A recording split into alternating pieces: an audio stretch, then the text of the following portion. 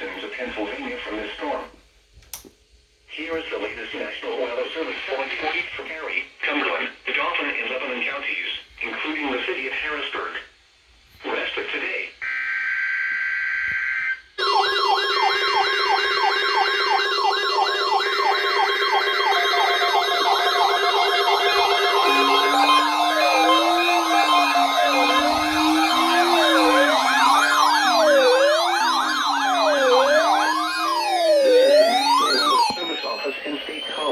Pennsylvania.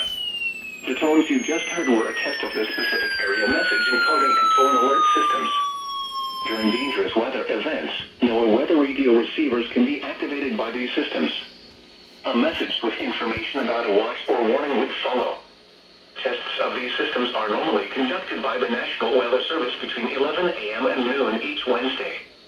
If there is a threat of severe weather, the test may be postponed until the next good weather day. Repeating, this was a test of the specific area message encoding and tone alert systems.